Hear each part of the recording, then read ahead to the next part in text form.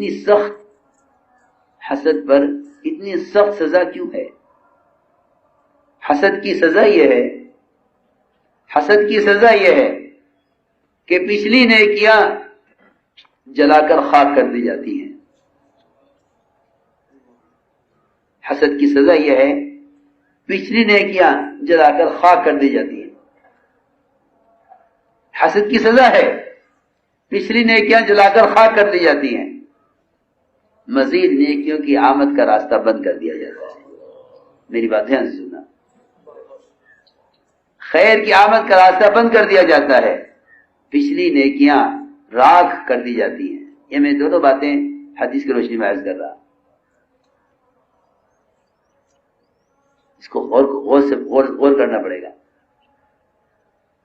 صحیح روایت میں ہے کہ حسد نیکیوں کو ایسا کھا جاتا ہے جیسے آگ لکڑیوں کو کھا جاتی ہے. پچھلی نیکیوں کا تو حال یہ ہے. اگلی نیکیوں کے آمد سے کیوں محروم؟ اس لیے کہ یاد رکھنا، ہماری بات ہمیشہ یاد رکھنا، جو اللہ نے جن خیروں کے دینے کا وعدہ، اللہ نے جن خیروں کے حاصل کرنے کا ضابطہ اجتماعیت کے ساتھ جوڑا ہے، وہ انفرادیت کے ساتھ حاصل نہیں کی جا سکتی. اللہ نے جن خیروں کے دینے کا ضابطہ اور جن خیروں کے دینے کا وعدہ اجتماعیت کے ساتھ رکھا ہے، وہ انفرادی زندگی میں حاصل نہیں کی جا سکتی. یہ ہے آئندہ کی آمد کے خیر کا راستہ بند ہو جاتا ہے حسد سے. آخر اتنا سخت عذاب کیوں ہے حسد پر؟ حسد کی حقیقت نہیں معلوم کہ حسد کی کیا حقیقت ہے. حسد کسے کہتے ہیں؟ حسد کا سب سے آسان ترجمہ اور حسد کا اصل مفہوم اللہ رب العزت کی تقسیم سے اختلاف کرنا ہے.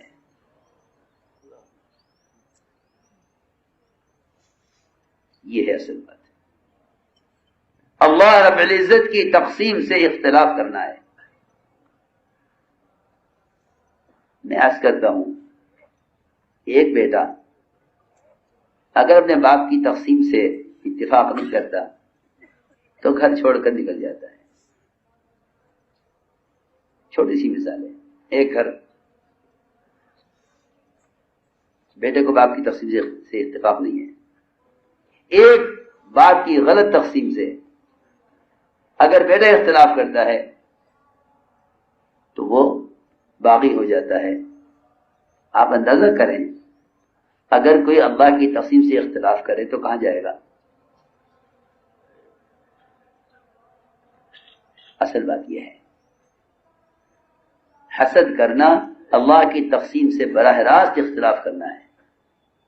حسد کا ترجمہ یہ ہے، اے اللہ تو نے فلاں کوئی چیز کیوں دی ہے؟ اس لیے کہ حاسد نعمت کے زائل کرنے کا متمنی ہوتا ہے، اس لیے خیر سے محروم کر دیا جاتا ہے.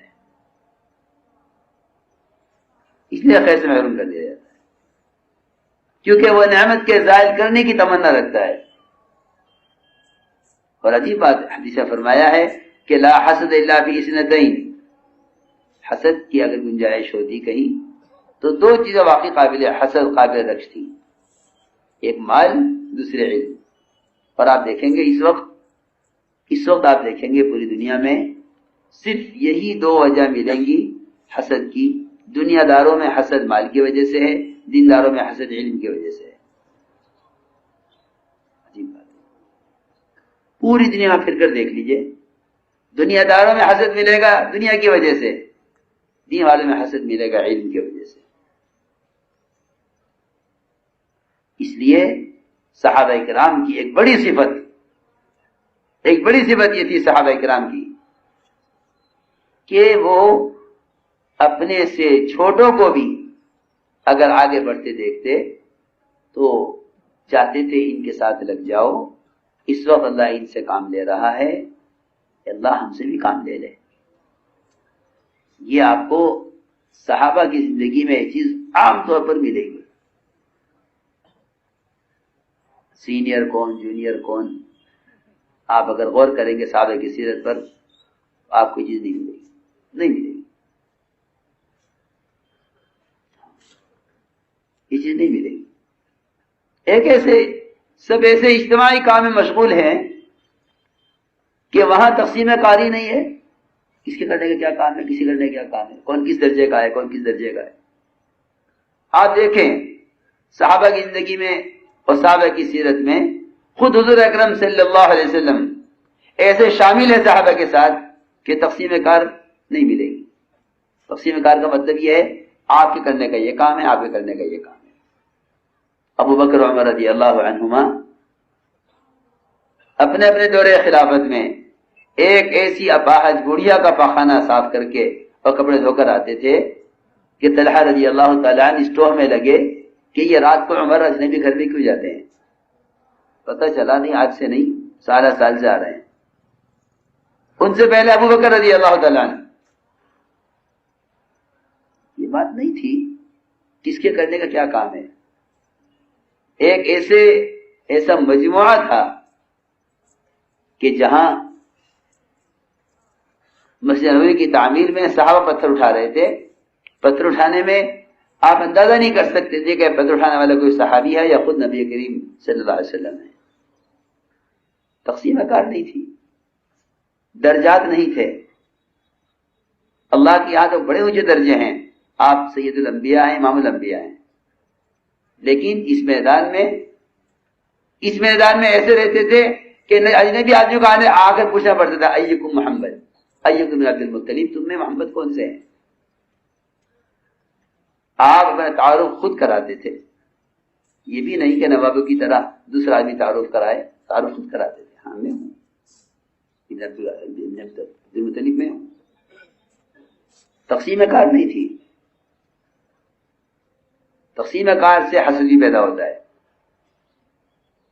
تقسیم کار سے بھی حسد پیدا ہوتا ہے کہ یہ تو یہاں پہنچ گئے، ہمیں یہاں نہیں پہنچایا گیا، لہٰذا یا ہمیں یہاں پہنچاؤ یا ان کو یہاں سے اتارو۔ یہ سیدھی بات ہے، یہ تو ہم سے وہ کرو ان سے کام لے رہے ہو، یا ان کو وہاں لاؤ جہاں ہمیں رکھا ہے۔